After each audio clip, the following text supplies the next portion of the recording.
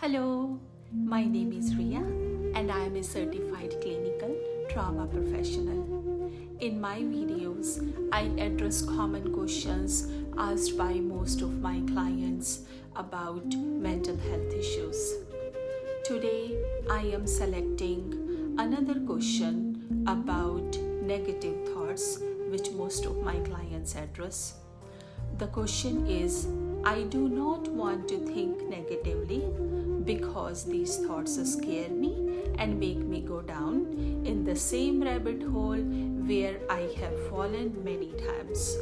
How can I fix my brain only to think positively about every situation and take it as an opportunity instead of a threat? Well, this is a highly motivational thought, and I would encourage you to acknowledge and embrace this thought.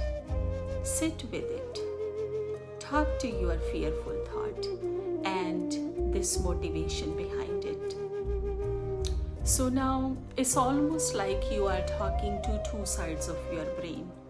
One is emotional brain, who is expressing his fear of failure, and other side is cognitive brain, who is advising you to remain rational and proceed with optimism.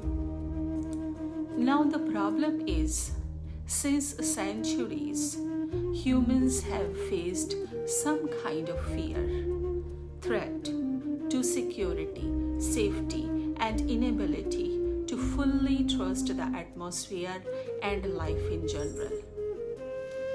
That time, humans were living in some kind of fear all the time, such as weather can change any time, any animal can come from any direction and eat me, and also not knowing I'm going to get food tomorrow or not. Humans had to rely on themselves and their situational skills to take care of themselves, their family, and later the whole tribe. All of our ancestors have lived in environments where survival was uncertain. Whether they were in caves or forests or open spaces without any protection of doors and walls. So fear was not just an emotion, but it was a necessary tool for survival.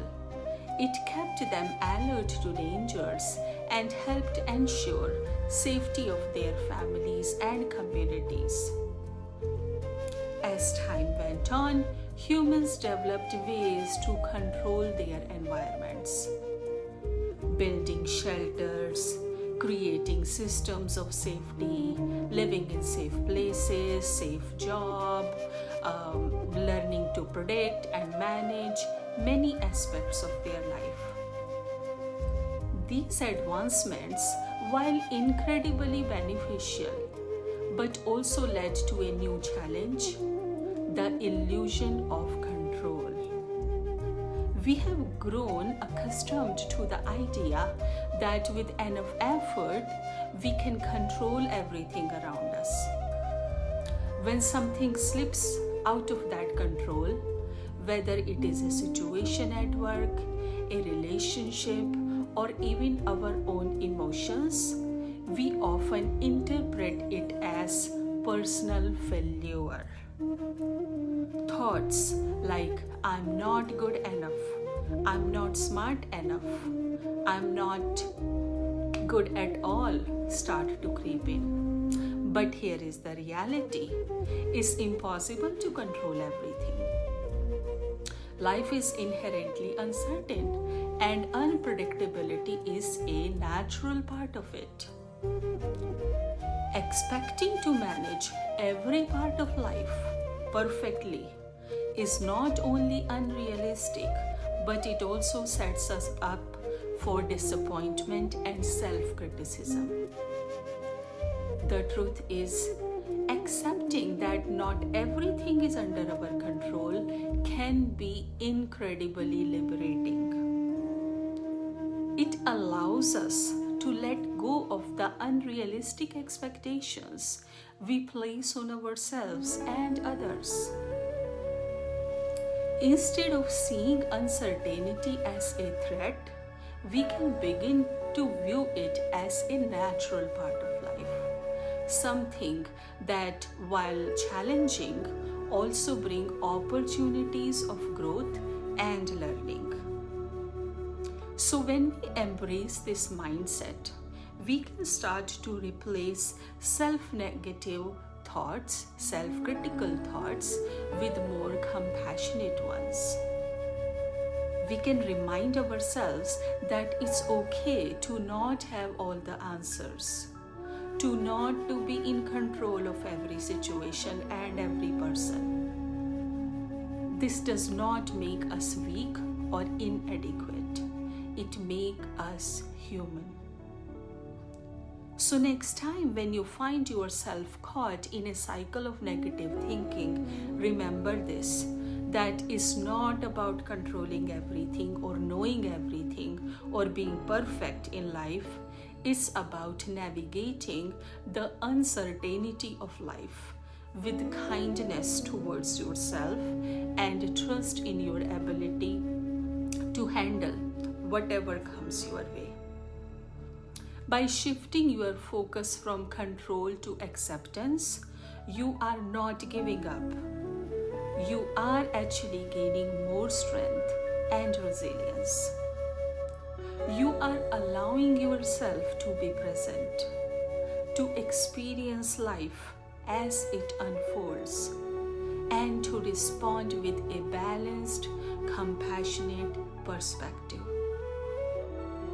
In my another video, I have explained how and why our brain creates negative thoughts spontaneously and automatically. I will leave the link of that video in my description box below. Maybe you will find that helpful to understand these thoughts. Coming back to answer of the question about negative thoughts is, throughout history, our ancestors had to be on constant alert for danger, and that hyper-awareness was crucial for survival. So thinking negatively and fearfully is deeply ingrained in us, and we don't have to fight with that. In modern times, the threats we face are often not as immediately or life-threatening. Still, our brain see them, respond to them as though they are. That's why negative thoughts can feel so overwhelming. They are deeply rooted in our survival instinct. Now, inside the brain, things are even more interesting.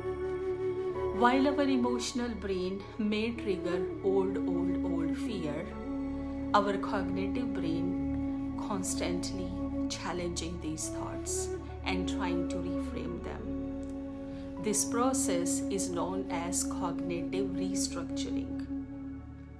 So when you find yourself spiraling into negative thinking, try this exercise.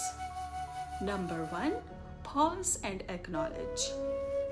Take a moment to recognize that you are experiencing a negative thought. Don't judge yourself for it, just observe it.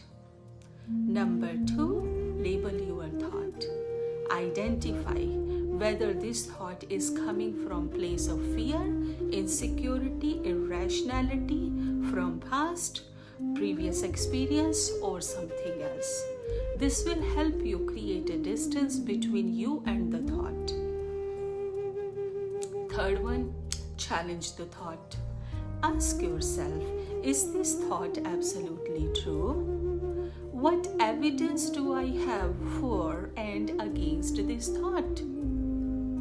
This is your cognitive brain stepping in to provide balance. Step 4, reframe the situation. Instead of seeing the situation as a threat, consider what opportunities or lessons or learnings it might offer. There is a learning in here. This doesn't mean ignoring the risk and accept the abuse, but rather approaching them with a more balanced perspective. Number 5, practice self-compassion. Remember that it's okay to have negative thoughts. They don't define you. They don't dictate you. What matters is how you respond to them. By consistently practicing these steps, you can train your brain to become more adept at shifting from negative to positive thinking. If not positive, at least rational thinking. It's a process and it takes time, but with patience and practice, you can gradually change the way you respond to challenging situations. Remember, it's not about never having negative thoughts. It's about letting them not control you. Each time you challenge a negative thought, you are building resilience and creating new, healthier pathways in your brain by practicing the suggested steps in today's video. We need to be coming out from having such high but irrational expectations from ourselves, as if everything always has to be rosy. Accept your negative thoughts, talk to them, check the facts, and create a new action plan with the best of your knowledge and understanding in that moment. Over a period of time, you would observe that you are feeling less uncomfortable and defeated in front of your own fearful and negative thoughts. You will be able to learn from the past and your own efforts that spending too much time in repetitively negative thinking was only waste of time and self-defeating process. So awareness is needed. And the only requirement is think more about possible solutions. Take steps and take some time for those steps to turn into favorable outcome. If you are struggling with traumatic memories and feeling stuck in negative thinking due to negative results in past, there is a link to my workbook in the description box below. This workbook is free and for your use.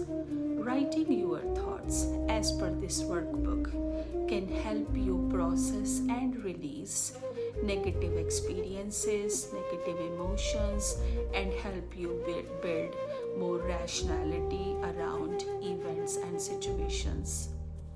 I hope you find this video helpful. I will meet you next time and talk about some other question about mental health in my next video. Bye. Take care.